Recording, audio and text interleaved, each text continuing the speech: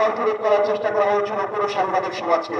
আমাদেরকে ভয় পেয়ে দেওয়ার জন্য এই হত্যাকাণ্ড ঘটিয়েছিল তখনকার যারা পরাশক্তিদারা।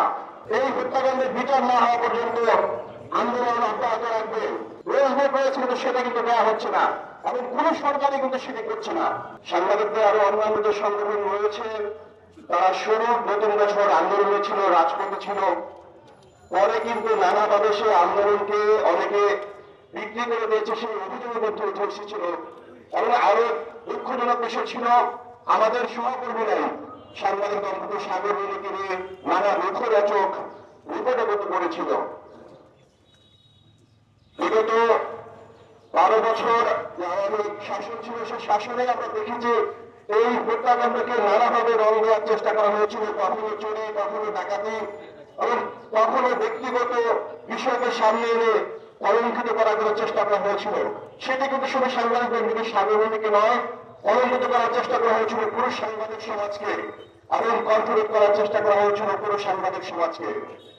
আমি ব্যক্তিগতভাবে মনে করি এটি অত্যন্ত পরিকল্পিতভাবে হত্যাকাণ্ড ঘটানো হয়েছিল নিহত সাংবাদিকদের কলঙ্কে থামিয়ে দেওয়ার জন্যই, আমাদেরকে ভয় পেয়ে দেওয়ার জন্যই এই হত্যাকাণ্ড ঘটিয়েছিল তখনকার যারা পরাশক্তিদারা।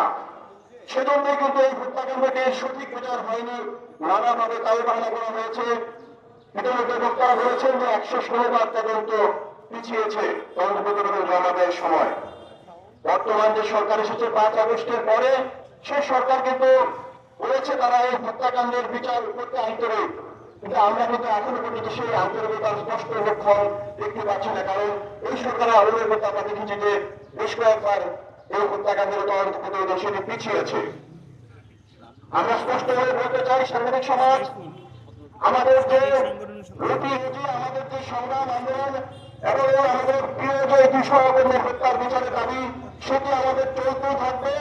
এবং কোনো ভয়, কোনো হুমকি, কোনো ধামকি, কোনো প্রলোভন আমাদের এই আন্দোলন থেকে কিছু টান দিতে পারবে না। এবং আমাদের ঢাকা রেফারেন্স ইউনিটি অতীতের মতো আগামী দিনে এই হত্যাকাণ্ডের বিচার না হওয়া পর্যন্ত আন্দোলন অব্যাহত রাখবে। প্রিয় সহকর্মীরা, আমাদের সাংবাদিকদের জীবন যেন একটা অভিষিক্ত জীবন। অভিষিক্ত জীবন কেন?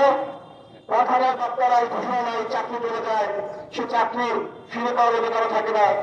আমাদের সাংবাদিকদের যে ন্যায্য মজুরি রোজভোট রয়েছে কিন্তু সেটা কিন্তু দেওয়া হচ্ছে না, এবং কোন সরকারই কিন্তু সেটি করছে না।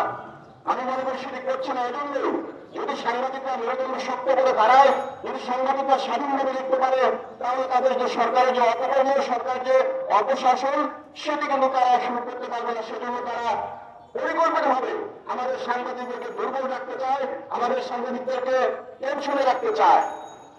আমরা সাংবাদিকরা নতুন রয়েছে সিনিয়র নেতৃবৃন্দ, তাদেরকে বলবো, আপনারা বর্তমান সরকারকে বলবেন আমাদের রোজভোট বাস্তবায়ন হয় ও আমাদের টেলিভিশনে যারা সহকর্মী রয়েছেন, আপনারা জানেন টেলিভিশনে কোন সহকর্মী কিন্তু তাদের যে বেতন স্কেল সেটি কিন্তু নির্ধারিত নয়, এবং এখানে কিন্তু রোজভোট নেই। আপনারা এই বিষয়টি খেয়াল রাখবেন। আগামী দিনে আপনারা আরো আপনাদের যে কর্মসূচি উচ্চকিত করে আমাদের সহকর্মী সাংবাদিকদের প্রতি স্বাধীন হত্যার বিচারকে ত্বরান্বিত করার জন্য কাজ করবেন। পাশাপাশি আমাদের প্রত্যেকটি সংবাদকর্মীর যে অধিকার রয়েছে সেই অধিকার প্রতিষ্ঠায় আপনারা আরো অবদান রাখবেন।